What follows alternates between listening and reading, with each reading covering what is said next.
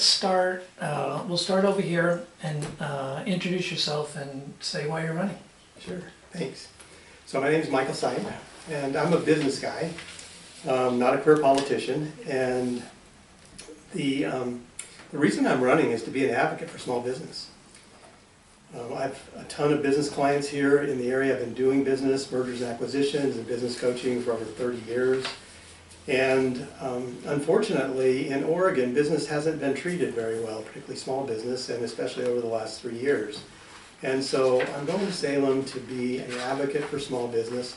That's why I've been endorsed by the Oregon Chamber of Commerce, by the National Federation of Independent Business, by the Oregon Association of Small Business, by the Taxpayers Association, by all of the agricultural entities, by the Farm Bureau, by the Oregon Farm Bureau, by the Deschutes Farm Bureau. So I'm a real strong and very experienced advocate for business, and that's really important to me. The second thing that's important to me is to advocate for public safety. So I'm a very strong law and order candidate. That's why I'm endorsed by the Oregon Sheriffs, the Oregon Chiefs of Police, the Oregon State Police, the Victims' Rights Organization, the Veterans Association, because I believe in defending, not defunding the police. Imagine what would happen here in Central Oregon just a few weeks ago with that tragic event at Safeway had we defunded the police, like so many people, even in Central Oregon, called for. So one of the top issues in Central Oregon is public safety, and I'm a really strong advocate for that. The final thing that I can really help with, and I want to, is the budget. This is the summary of the Oregon state budget. It's $120 billion, and there's a ton of waste and misallocation of priorities in the budget that I want to attend to and have the capacity and the financial acumen to do. Why don't you go ahead next? Thank you. Yeah. Again, thank you both for having, or all three of you, sorry, Judy, for having me. Okay. My name's Emerson Levy, and I am a mom, a renewable energy attorney, and a school safety advocate. And I'm running because, you know, as a mom, I can't afford to believe that our best days are behind us. And I really believe in the good that we can do in our community. So when I look back at my own personal story, I grew up in a very difficult home environment that was, it was simply unsafe. And I was able to go to college because of a Pell Grant. And through there, I was able to build a career, and I was able to go to law school, and I was able to provide for my family. And I see what good policy can do and how bad policy can be a huge setback. And the one thing that I want to bring to Salem is really understanding how interconnected all of our problems are, and a lot of those issues start with housing, so that'll be a huge priority.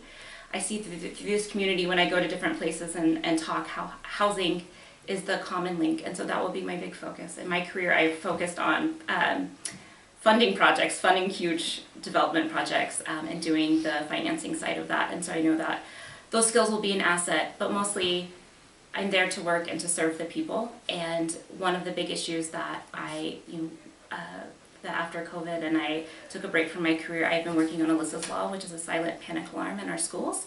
And I actually have the draft, the LC, ready to go for the 22 session because I've been working with some representatives, and I've been working on it for 3 years, and so I start what I finish, and I'm really excited to go to Salem and to serve this community. Great. I finished what I started, I just realized what I said. So this one's going to start with you, Emerson. As you mentioned, and we're just going to jump right into housing. Homelessness and affordable housing are very significant issues facing all the communities in Oregon. What do you believe is the state's role specifically in trying to address these issues? I believe that everyone has the right to feel safe and to safely walk and to sleep. And when I look at our housing situation, I think it's wise to say that this is a very complicated issue and that there isn't a magic wand, and to divide it up by the many facets that it has. So when I go talk to some of our home health care workers, some of them they're making $18 an hour and they're living out of their car because they can't afford that in Bend and some places Redmond that a one bedroom can be $1,500 to $2,000 a month. So when I looked at places like Houston and Dallas and Salt Lake City, that they have done a housing first policy for for community members in that group with a 92% success rate. And we know that when the state invests in that, and especially when we look at Houston, then we can get federal dollars. Even though at Houston, the state wasn't a helper, but the city was. And now they are now a huge example of what you can do and really being leaders. And where they started was with the joint office. And that's something that my colleague, Rep. Kropp, worked really hard to do here. Again, that is just the first step. And then also we have to address the fact that we just need to build more housing, especially since we were hit so hard by the subprime mortgage crisis and we are underbuilt. So, and in building smartly in a way that we have, walkable communities and we're spending our transportation dollars wisely. And then we also have to deal with chronic homelessness, which is a different area and it has different needs. And so working with our mental health services and on the ground teams to make sure that we can address that and we can do it. And I feel confident that we can do it. I just acknowledge that it's going to be very hard and difficult, but I'm up to the challenge. Thank you. Do you want me to repeat the question? I think so, because there's actually, I think there's two questions there. There's some and prongs that's in okay. there. There's some prongs. Homelessness and affordable housing are significant issues facing all communities in Oregon. What do you believe is the state's role specifically in trying to address these issues? Okay, so let's talk specifically about the state's role. If we have enough time, then I might talk a little bit about local. And let's talk about the homelessness issue to begin with.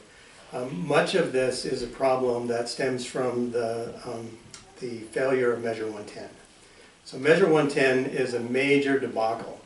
It was a bill that was basically foisted on Oregonians, a lot of it by outside money. Although there's a heartstring pull that I think all of us would agree, like it'd be better for people to receive care than to go to jail. I think everybody would pretty much agree that's a good plan. The execution of that has been hugely flawed. So what we've seen is a tremendous rise in mental health and addiction. I actually have a lot of firsthand experience with that, both from a personal level, because my wife of 30 years was severely bipolar and suffered from mental illness all of our marriage, and also extreme addiction. And so I've ridden that roller coaster of treatment facilities in and out and all of that for many, many years, up to her ultimate, really horrific death. So, I know how this goes, and unfortunately how it can end at a real personal level. Also down at the street level, my wife and I own a nonprofit that she runs, where we work with women graduates of recovery programs, one-on-one through a volunteer team that actually walks along their recovery and walks along their re-entry into society. So we need to repeal Measure 110, and if we can't repeal Measure 110, then we at least need to have mandatory referral. The second thing that's botched up about Measure 110 is that that OHA has sat on the money for basically 3 years, $300 million. Countless people died. And that's just an illustration of the lack of oversight at the legislature on OHA. I didn't get to housing, sorry, but the issue on homelessness doesn't end, but it starts with the breakdown of Measure 110. Am I allowed to rebut? Sure. I would just like to say, the state should have done Measure 110 better in holding on to those dollars and not allocating them appropriately. Has held it back. But to say that our homeless program is because of Measure 110 that started 3 years ago, our housing problem started over a decade ago. It started with the subprime mortgage crisis where nothing was built for 7 years, and when people can't afford to work and live here, sometimes they're pushed into homelessness. And to lump it all together, I think is myopic, and why it might be one facet. It's simply inaccurate to say that is the reason that we have homelessness. Do I get to comment on that? This is where it gets difficult because we want to keep it to a time frame. I'll give you 1 minute on this one, but it's going to be tough to keep going back and forth. We could talk all day about homelessness, right? Sure. This is a big topic. Sure. Let's be clear about what I said. I did not say the only issue with homelessness was Measure 110.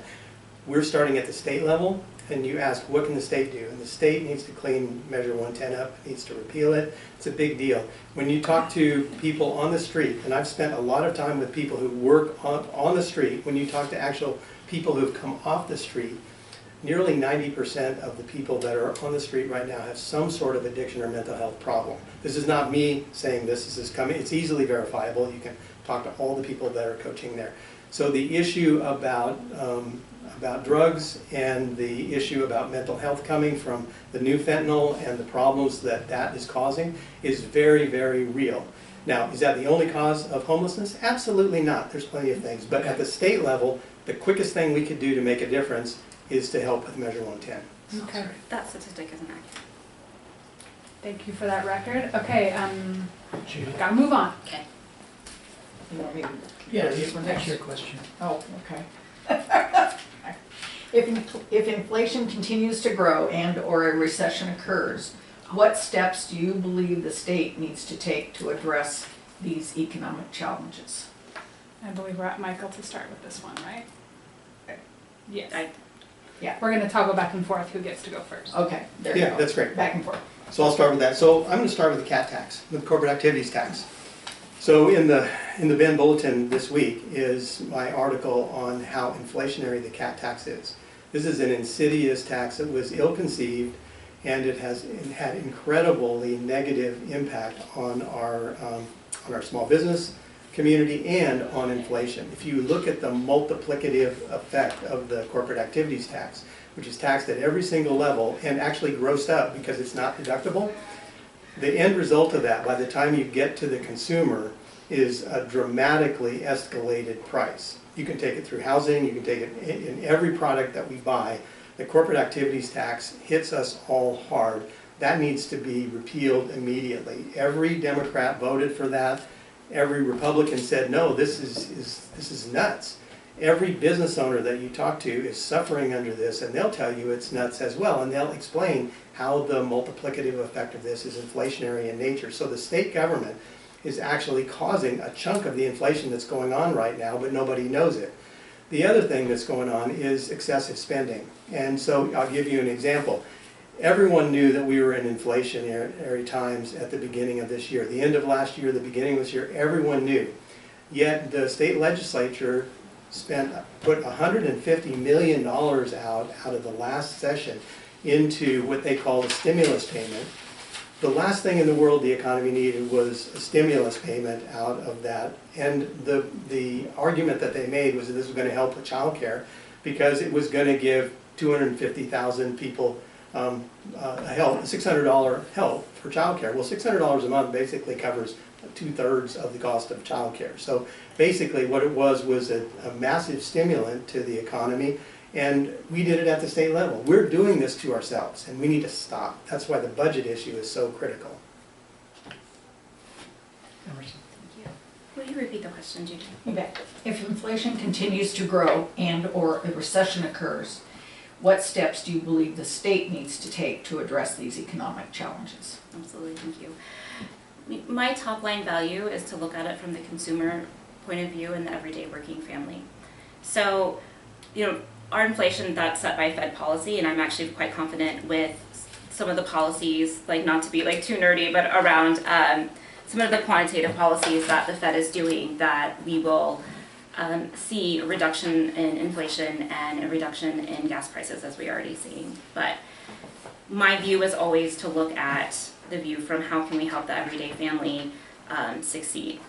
And to my opponent's point about the $600, it's interesting to say that we should give corporations a tax cut. And I think that there's places in the CAT tax that actually could be fixed. And I think that's the great thing about the legislature. We can look at things and say, where are the redundancies? How is this being fixed? How is this being applied? I absolutely believe that. But $600 to a family struggling, the income line around that was actually quite low, and we actually have statistics from the Biden administration when they did the child tax credit, which was only $250 a month. It actually brought kids out of poverty for the first time ever in the history of this country, that we had kids that were coming out of poverty. And you know what? Kids got to do sports too for the first time. And we know when kids get involved in sports, they have better outcomes. So when we're talking about mental health and all of these issues, investing in working families and making sure our viewpoint is from the working family, and making sure our small businesses thrive, but they're interconnected. And just coming from a family that what $600 could have done in a time of difficulty, I guess I just have a different perspective of that being inflationary. And as a finance person, I just strongly disagree that that would have caused inflation at that point, at that month. Is there, do you have still time? Yeah, another 15 seconds. Any state level changes addressing, you know, back to the question of how you would address it at the state level? So at the state level, we would look at the CAT tax with the tax fairness group that have looked at ways, and actually a DC firm that's actually looked at ways that the CAT tax would be more fair would actually be to pass a tax on to the consumer. And they have a whole paper about how that tax could be more fair, and I think that would reduce people's checkbook, their burden. I just have a quick follow-up from Michael. You know, when you were talking about cat tax in Oregon causing inflation, I mean, we're looking at, this is really a global problem. So can you hone in specifically about in Oregon how that differs from the rest of the country and the US, or the, you know, the world seeing inflation? I mean, it's not all cat tax, right? No, not at all, but you asked about what we can do at the state level immediately to make a difference, and that's what we could do at the state level immediately. Okay. Let me clarify one point. This is not $600 a month. This is a one-time stimulus payment of $600 that was about $147 million or $150 million. It did have an inflationary impact in our economy, and the cat tax is absolutely inflationary as it ripples down. Now, at the federal level, of course, we've got the issue of the massive amount of money that was infused into the economy. This is a huge problem. But the other piece of this, so it's the infusion of money, but it's also the lockdown of the economy. So when you shut down the entire world, when you shut down the entire economy of the United States, when you shut down Oregon for an extended period of time, this is going to be hugely disruptive to the economy. It's going to be hugely disruptive to the supply chain. And what happens out of that is inflationary, because you have too much money chasing too little supply. It's just standard economics, and we lived right through it, and we're still living through it. And what we're going to see next year is not inflation, is not recession. We're going to see stagflation. I've lived through that. That's the worst of all possible economic worlds. Thank you. Okay, I think, Michael, you took the first one, so Emerson, I'm going to come to you with this one to start. Oregon has robust protection for a woman's right to choose. Do you support these protections? Further, would you be supportive of the legislature referring an amendment to voters to enshrine this protection in the Constitution? So yes, I am pro-choice. I am endorsed by Planned Parenthood, ProPAC of Oregon, and I simply trust women to make medical decisions and private medical decisions. And so the legislature codified Roe v. Wade, and we were, I believe, one of the first states to do that. And when I am on the doors, this is the #1 issue that people talk to me about. And it's not just the abortion piece, but the extreme, the way that it came down, right? That so few people made such an extreme decision, and also, in that decision, talking about how if we don't have the right to privacy, obviously marriage equality and lots of other things, right to birth control, that all stems from the right to privacy in our case law. So I think that our community is very concerned, and I believe rightfully so. And we know, we can see who is in your state legislature matters, especially when we look around the country. And it's bad for business too. When you look at places like Eli Lilly, I believe they're in Indiana, they're saying that they're having trouble recruiting talent because people don't want to come to a state where women are treated on different footing. And so I just believe that women are capable of making their own choices, and I absolutely be an ally for women and women's rights and our entire community. Michael, do you want me to repeat the question? No, I got it. This Just is great. two-parters. Yeah, no, it's great. First of all, I would say that, I guess we're knocking on different doors, because the top issues are homelessness, public safety, and inflation that we hear with the abortion issue way down. Because in Oregon, the abortion issue is already handled. I mean, it's established in law. I'm not going to break the law. It's established in law. It's been long established. We're one of the leaders in the country, if you want to call it that. We're the most aggressive in terms of abortion laws.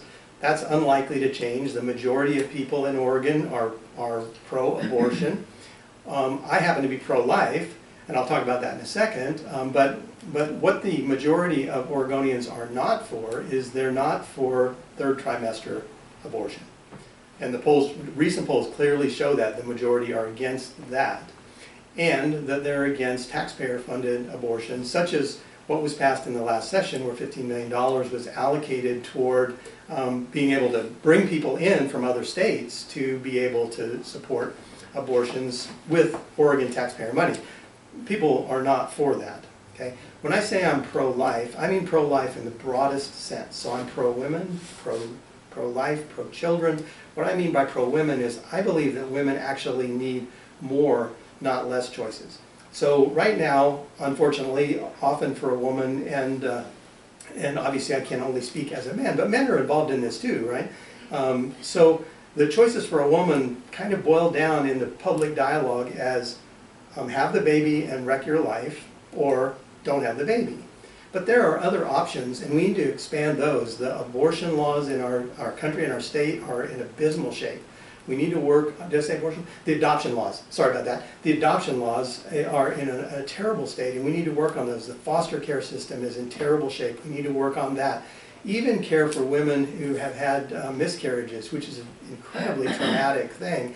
We need a lot more sensitivity and options for women to be able to choose from. So when I say I'm pro-women, pro-children, that's what I mean. Can I address 2 points? Yes. Sure. Specifically on late term third trimester issues. Those don't really truly exist. I have had 2 friends who had to have a late term, they had to end their pregnancy, and they had a crib, and we had hosted a baby shower. And to say that people are aborting their babies is simply fear-mongering. These are people after 21 weeks. When I had my fetal scan, it's at 20 weeks. And a lot of times I had a friend that their baby was not going to survive at 31 weeks. She did not want to terminate that pregnancy. And to suggest that's not what women need, at that moment they don't need any more opinions. What they need is our support. And to suggest that adoption and foster care, those are still very traumatic experiences. What women need is to be trusted, to make their own decisions, and to be supported and be able to get birth control. I've had a miscarriage, I've had a few. All I needed is to be supported and to be trusted and to have a couple of days to rest and recover. Michael, you want to respond, or should we move on? I think we can move on. The issue is really settled in Oregon. Sounds good. That's what Supreme Court justices said when they were sworn in as well. They said it's settled law, and when I hear that, I don't believe it. Mm-hmm. Fair. Moving on, another fun topic everyone loves to talk about. Measure 114 seeks to put some new gun safety measures in place in Oregon. Emerson, do you support this measure? Yes, I do. I support Measure 114. I started this journey because I did not feel that my daughter was safe at school. I don't think many people feel that their kids are safe at school. And when the last school shooting happened in Texas, I'm on the PTO, so I get to hear from a lot of parents. And if you looked around where my daughter goes to school, not too far from here, there are parents sitting in their cars sobbing because we are so damn scared every day to send our kids to school. And this is the fight of my life. And that is what I wrote Alyssa's Law. That is why I support limiting magazines, because our kids deserve a world without gun violence, and we have not provided that for them. And this community cares deeply about this issue.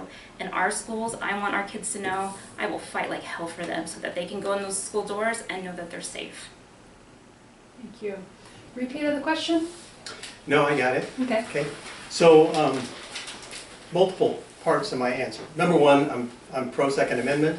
I'm pro Second Amendment not so we can hunt deer, although, you know, that's cool. I'm pro Second Amendment because the point of the Second Amendment is to protect us from enemies, foreign and domestic. And we need to be armed in order to do that. That's absolutely critical. Second thing is that like gun violence is horrible. All violence is horrible. What happened in Safeway is terrible. Here's the issue though, guns don't cause that. What causes it is mental illness and problems with the kids' upbringing. So we need to go to the source of this. And here's the easiest proof of my contention. In Canada, you can hardly get a handgun. Okay, so right on the heels of the horrible tragedy at Safeway, right on the heels of that, a couple of guys took knives and killed people because of mental illness, not because of the knives, and they didn't have a gun and they still did it. The biggest tragedy in school killings was not with a gun, it was with a bomb. So the issue of mass murder is not about guns, it's about the source of the problem, which is mental health, and we need to put serious resources into that. It's exacerbated, by the way, by Measure 110, and by the problems that we don't even have facilities for people to be cared for, which were supposed to be funded by Measure 110.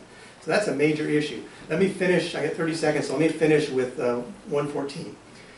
Actually, interestingly enough, and I've got a long blog about gun safety on my website, so I'm way out ahead of this whole thing. And it's really clear, you can figure out where I stand. But the reason I oppose Measure 114 is because of the potential for unintended consequences. I support voter initiatives, but the problem with the complicated issues there is we have a lot of unintended consequences that can happen on execution, and the proof of that is Measure 110. So I do not think Measure 114 should be done. If it's going to be addressed, it needs to be addressed in the legislature. Am I allowed to rebut? Yes. 1 minute? I would like to say that not all guns are the same, and the damage a knife does is very different than what an automatic rifle can do. My friend was actually the trauma surgeon that evening, and he told me that they blew a hole so big, there's nothing he could have ever done. In Texas, they made holes so big in our kids that they had to be identified by DNA. Not all weapons are the same. Thank you. I believe it's Judy asking a question. Which one do you want? We got to follow up to the Take other that one. one? Okay. In recent years, there has been Oh, significant. what's wrong one, Judy? Oh, Let's stick that's to what that. he pointed at. Oh, sorry. Okay, Yeah. okay, I don't want to jump back because this one's related. okay, got it. Didn't look right. I'll answer that question. I don't know. We know from research that the presence of a gun in a domestic violence situation increases the risk of homicide by 500%, and that intimate partner violence accounts for 15% of all violent crime. Knowing these facts, what stance did you take on Oregon's effort to limit access to guns for those convicted of a domestic assault crime? Michael, I think this one starts with you. Well, I didn't take a stance because I wasn't in the legislature, okay? So I totally agree with limiting access to firearms and other weapons for people who have been convicted of violent crimes. I think that's just common sense. We have those restrictions, and I believe that makes a lot of sense. I mean, I don't even know how to answer it any different than that. Well, of course, duh. Yeah. Save us some time. Yeah, There you go. yes. Emerson? Just to put, I would just ask my opponent, does that mean you do support red flag laws then? I have concerns about red flag laws. So philosophically, I'm kind of okay with the idea of red flag laws, but I have some real concerns, and a lot of it comes from my background in childcare. Okay, and here's where I make the link to that. So I have a lot of experience in running childcare centers, and one of the biggest risks in running a childcare center for an individual operator, or any operator, but for an individual operator, is the risk of false claims. So you have a great exposure that someone who's upset about whatever reason can make a claim against you as the owner of the business, and fundamentally you're guilty before you even get a chance to defend yourself.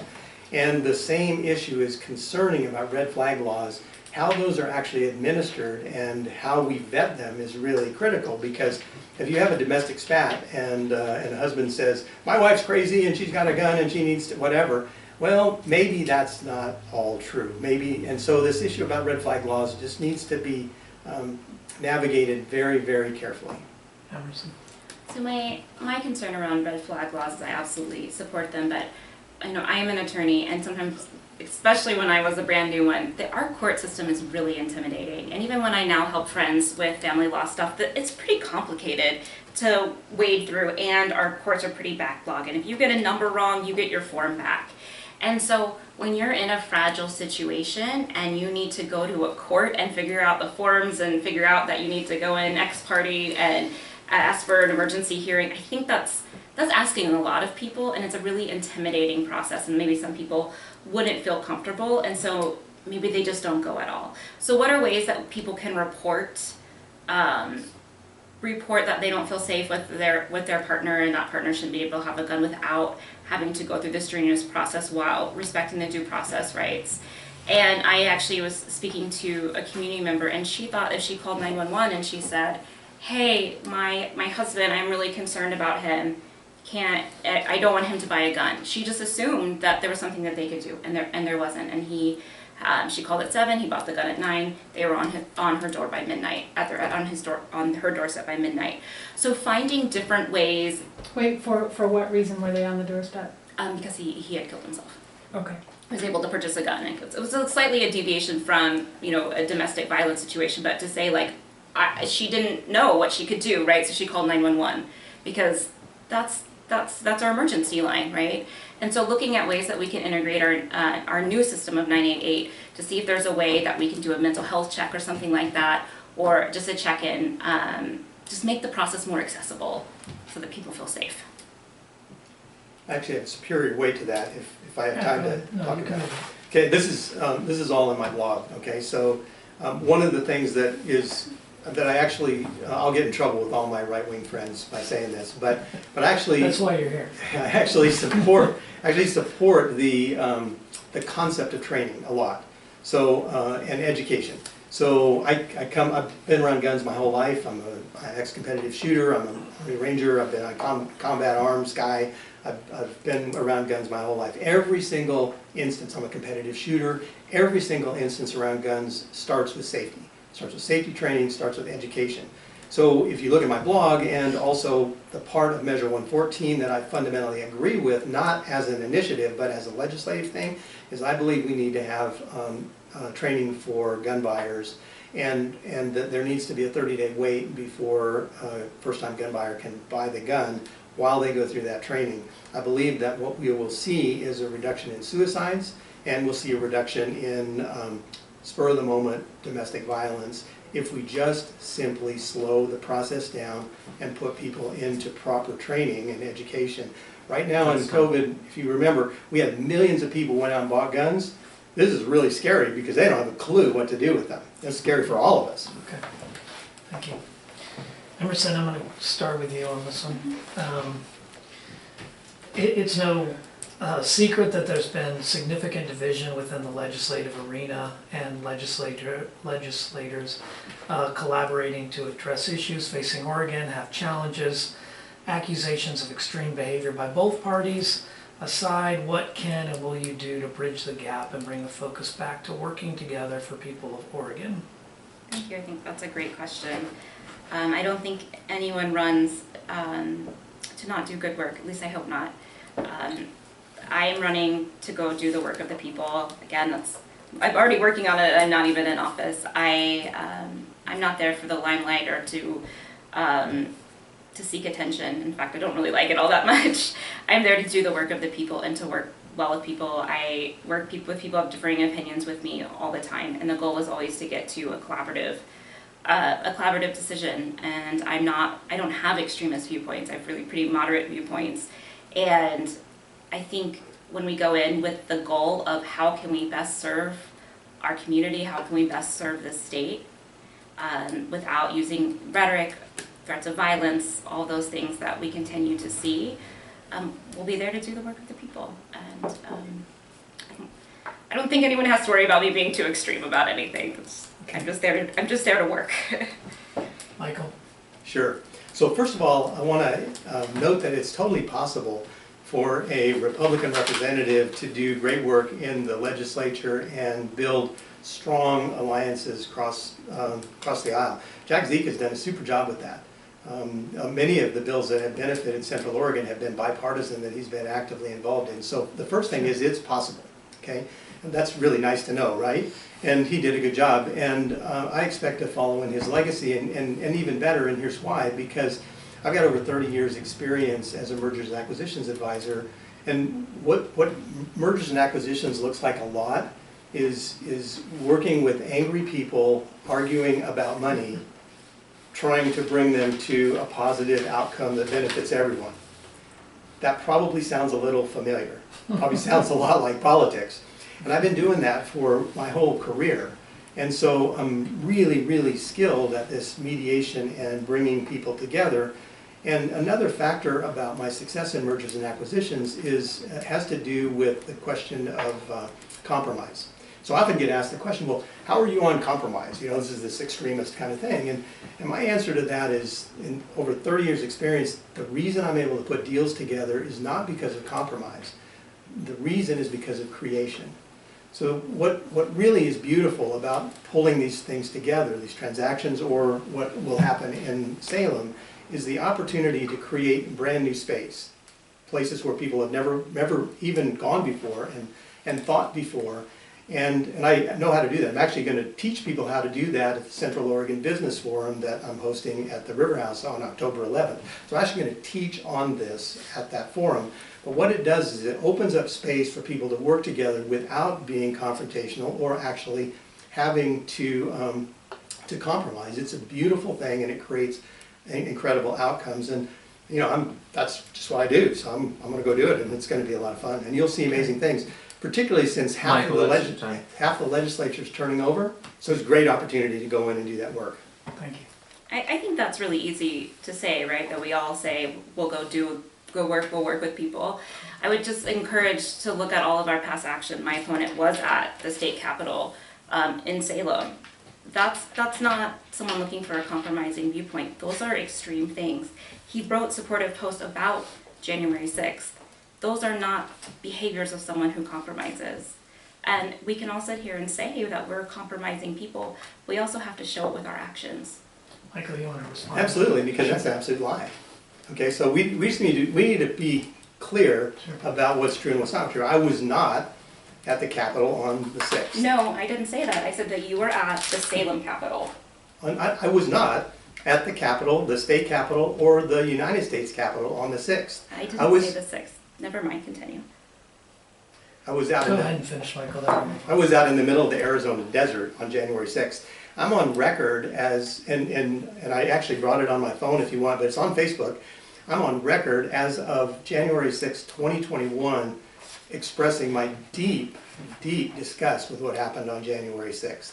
Like, it was a travesty. It was a horrible thing. It was bad for everyone. I had nothing to do with it.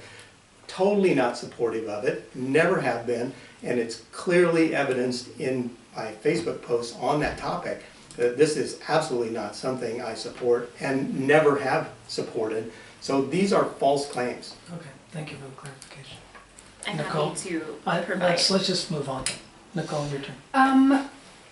Water is a major area of concern for many Oregonians. We want to know, what measures do you support to help farmers get their water while also managing the competing needs of wildlife in our rivers? Second part to that, do you support reforming Oregon's antiquated irrigation water right system at the state level? Where are we at? I don't know. I think we're with Michael. Sure. So one of the things that's a great resource on my website is I've done a lot of blogs with people who actually know a lot about the things that we're talking about. One of those is Kate Fitzpatrick, who's the executive director of the Deschutes Water Conservancy. Awesome lady, awesome nonprofit, awesome mission, awesome, you know, non-partisan, I guess you will, collaborative effort. So, so if you really want to get a sense about water, this is a great podcast. But here's the things we need to be really clear on. Number one, there's two kinds of water that are at stake in Oregon. One is... Sorry, Michael, don't mean to distract you. We're just trying to stay organized. Give me a couple seconds because No, it's I wasn't sure. Sorry. So just give me a little bit more time here. Yeah. So there's two kinds of water at issue in Oregon. One is groundwater and one is surface water. So let's talk about surface water for a minute. Surface water really is the irrigation water that's coming out of the Deschutes, coming out of Wikia. Sure. And the issue on that primarily is twofold. One is we need to pipe the canals. This gets me in trouble with right-wingers all the time. We need to pipe the canals because about 50% of the water gets lost to evaporation and to seepage. Okay, and I'll come back to that in just a second. So we definitely need to do that. The next thing we need to do on this is we need to work on water banking, and Kate talks about that quite a bit. And the Deschutes River Conservancy is active in this whole water banking thing. It's very important. And for the sake of time, I'm not going to go into it, but it's a really critical thing. Third thing in regard to surface water is we need to actively look at irrigating the north unit out of Lake Billy Chinook. That's where the water is, and I'll explain why that's where the water is. The reason, so that's surface water. Groundwater is the aquifers. And so there's actually two aquifers that we deal with here in Central Oregon. One of them is what I call the false aquifer, and it's the more surface level aquifer that primarily comes from rainfall and snow. When we have a drought, that gets diminished, but that false aquifer actually comes out of the seepage from the canals. But we have a huge river of water, untapped, that we couldn't possibly use in a bazillion years. That's about 800 feet deep. It's enormous. That's what feeds Billy Chinook and everything else. So we have plenty. Give me just those seconds that we had before. So we have plenty of water for our cities. We have plenty of water for our developments. We have plenty of water to support our region and our culture for forever and ever and ever. We just have to go where it is. People don't want to spend the money to drill there. I get it, but that's where the water is. It's deep and it's almost infinite, and that's easily verifiable. Great, thank you. Emerson? Thanks. I love talking about water. I've worked on a lot of water projects and we talk about it much longer than my time limit. But so actually I'm going to answer the second part of the question first. So, Sure. you know, our water rights stem back to when the West was settled. So everyone deserves, our ag needs water and our communities need water. So we have the system of first in time, first in right, senior, junior interest. And so I think what we can do on the state level is to work on that and how we can increase our leasing program. So if you have a senior interest and you have a lot of water, we can make that you can lease that water to someone else and they retain the water right, but you get the water. And so that is a way to adequately address the need without completely upending the system, because I've worked on a lot of financing projects, especially in ag, and the water rights are built into the value of your property, and you might have loans against that, right? So if you lose that, you're going to go into default immediately on your loan. So there's a lot of ways to look at it, but if we allow the strong leasing program, then we can have people have the assurity that they need to make sure that they don't lose their value, but also that water isn't being wasted. So another thing, I agree, we need to pipe the canal, but in the recent report that came out, 1/8 of our water loss is due to the canal, 5/8 is due to climate change. So it's not just let's dig deeper and get pipe canals, which we should do, but it's also we have to address the root, or we're gonna keep, we're already losing a foot of water a year in House District 53. And so it's a comprehensive thing. So the policy and the actual infrastructure and addressing climate change. Thank you. Just for the group, we're gonna go to Jack asking a question. The last two on your sheet, we'll just go ahead and we sort of covered those already. So, Jack, what's your question? Yeah, can you name a time you worked with someone from a differing political persuasion on a project or solution for the constituents of the district? And I believe we're on Emerson. Yeah, can you clarify that just a little bit, because neither of us are in office. Do you just want an example of a time that we worked with someone? Well, I think Alyssa's Law is a really great example about that, because it does have bipartisan support, and it's bipartisan support in Texas and in New Jersey, and because when we go to those underlying values that we all agree on, which is that our kids deserve to feel safe at school, we might not agree on all the points, and there's lots of compromises on that. And Alyssa's Law, again, is a silent panic alarm in our schools that can respond to emergencies within seconds, and it addresses a lot of the problems that we've seen in man-made emergencies. And this is a great example of Texas doing it, of Rep. Nurin and I doing it here and working with people, and we've been talking to people in New Jersey as they did it too. So coming together to work around our common values, and maybe saying we're not going to agree on everything or even the root causes of things, but what can we do to serve our communities? And I think this bill is a really good example of that. Great. So a couple of examples on that. So going back to my career in mergers and acquisitions, my clients are all colors, and all kinds of people. I got LGBTQ clients, I got black clients, Hispanic clients, white clients, Chinese clients, all kinds of different clients. They're Democrats, Republicans, Independents. Doesn't really matter. And the reason why it doesn't matter is because what I get hired to do is to accomplish a purpose, to bring people together toward a common purpose, and the rest of it is completely irrelevant. So I've been doing that for years and years and years. I came out of Silicon Valley, which is the melting pot, you know, with Chinese clients and Indian clients and Middle Eastern clients and all of that stuff and the different cultures that have to get woven into this. It's actually super fun, and I love it. Second thing is that I've been running the Central Oregon Prayer Breakfast for the last 7 years. This will be the 8th year. And one of my qualifications for politics is working with pastors. So politics is nothing versus the dynamics of working with churches and pastors. So this is a non-denominational thing with people who have any belief of any kind of faith at all that come to our Central Oregon Leaders Prayer Breakfast, and pulling that together into the largest prayer breakfast in the state with all of the competing and dissension that goes on between all the churches and all that stuff. I know it sounds kind of silly, but actually it's worse than politics. And then the other thing is working on projects like the Ben Christmas Parade. Like this is not, this is a community project, and we've got people from all over the community that love this. This is like probably the most beloved community event. I love the opportunity to produce. It's a real privilege. It's coming up the first Saturday in December. Downtown Bend's going to be packed with all kinds of people coming together and celebrating as a community, and I love pulling community together like that. That's why we're doing the business forum. It's pulling the business community together. I don't care whether Democrats or Republicans. It's not a political thing. It's a business thing.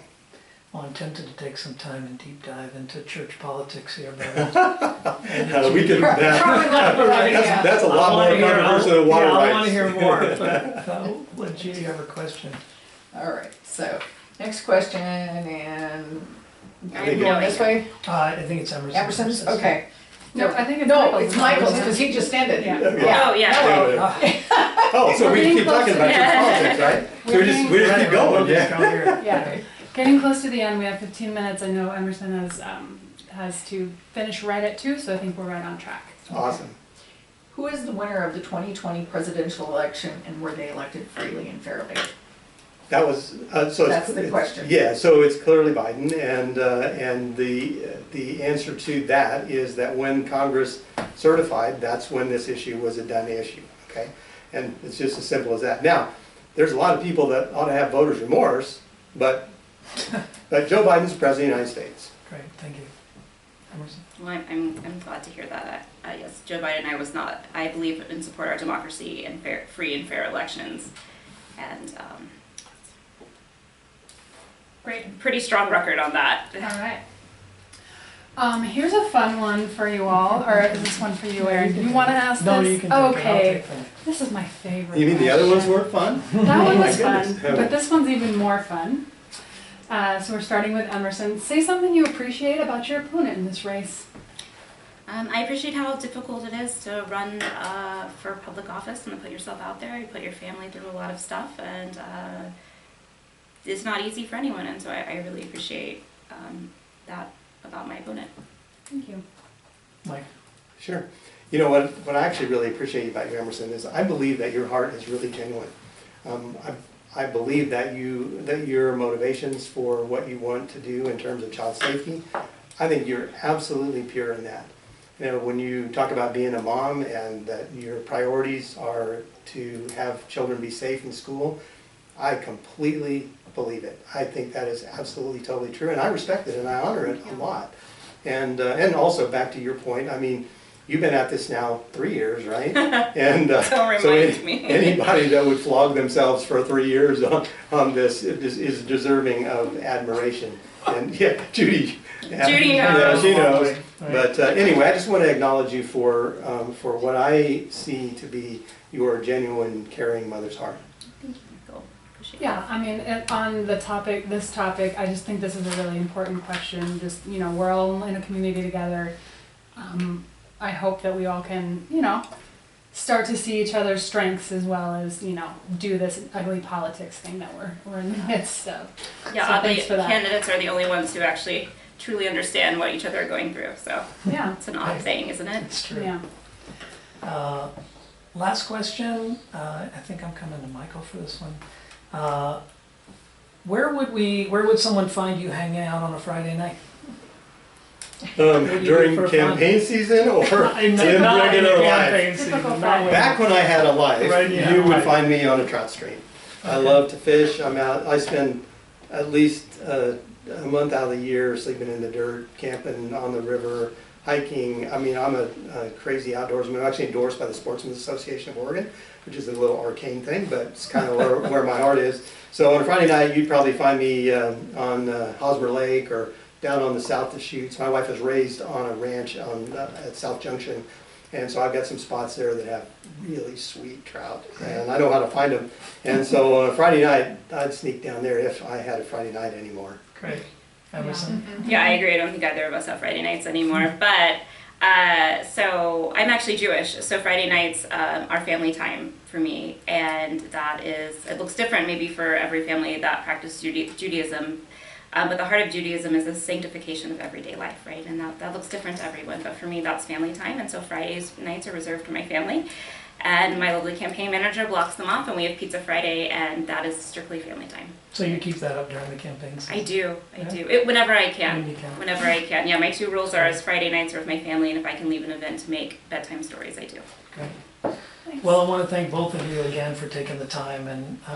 We want to give Amit a chance Oh, to talk I'm about sorry, anything yeah. we didn't I was bring closing. up. Absolutely. As much as, we all want to be done with this process. We should So- both probably give our websites. Yeah, we'll get there. Okay. So 2 minutes, talk about anything that we didn't discuss that's important to you, and I think we start with Emerson here. Yeah, well, I think one issue that we didn't really get to talk about a lot is childcare. And I have a lot of childcare policies that I want to put forward, like a micro center policy. We need a couple big centers, and I think what the Deschutes Children's Foundation is doing is great. They're doing a capital raise, and so we need a big place like that. But what other models look like are having a micro center where if your employer can have like five spaces, especially at a hospital where you might need care at midnight, right? So making our system a little bit more adaptable. But what that top line looks like is a shared services model, so that all of these places where you could like open, let's say even if you had at the source, like you could have a space that met the qualifications, that all your payroll, your curriculum, all the things would be through one source, and so you're really reducing those costs because you're sharing all the operating expenses, which is always the big thing. And a lot of times people who own daycares, they don't want to do the business side. They're there for the kids, right? And so I'm really excited about this program, and we were getting kind of close before COVID hit. And so just bringing that back up and just how nimble we can be with the few resources that we have to uplift families in this community. And because I was the head of a mom's group for a long time, and I'm still involved, and we see families leaving all the time because they can't find childcare, and they'll go someplace else because it's too much. And we're also pulling women typically out of the workforce, and men too, but statistically more women out of the workforce. And so that is just a huge passion area for me. Thank you. I want to make a quick comment on childcare because I'll end up on the childcare committee in Salem because I've actually built and developed multiple childcare centers from scratch. I understand all the issues, and there's a Ben Bulletin article, I can't remember when it was, but it's a few months ago, that actually details how I believe we could solve at the state level the childcare crisis very quickly. But let me just finish by saying that I'm a business guy, not a politician. That's probably already clear. And so I look at this like a job selection process, really. We have two candidates, and clearly her heart is good. I mean, I believe you're a good lady. And so, but good lady, good man, all that stuff, we have a tough job. It's a really tough job. So the decision for voters is who's the most qualified to do a really tough job. And so I'd like to submit that I am more qualified to do the job for basically 3 reasons. One, personal, because if you look on my website and you go through my bio, my life experience has been really extensive in a lot of really hard ways. You name something hard, and it's probably happened to me. And the reason that's important is because empathy is so critical for a state representative. But you don't get empathy by talking about it. You gain empathy because you've been beat up and because you've had hard experiences. So I have a deep well of empathy. I believe that's going to be really useful. The second thing is, and I believe that my core values are fundamentally aligned with the majority of the core values of Central Oregon. And so I believe on a personal level that makes a lot of sense. Professionally, both from childcare experience and from mergers and acquisitions, we've talked about this. So all of my background and experience for years and years and years has really lined up toward this. Also personally and professionally is the area is service. So it's not just talking about service. You know whether people are going to be service oriented by looking at their history. Have they actually served? And it's really easy to track all the places in which I've served. So I believe that when you actually stack things up, people are going to decide, man, this is a really great lady, an awesome lady. I would agree with that. Michael this time. But I'm more qualified for the job. Great, thank you.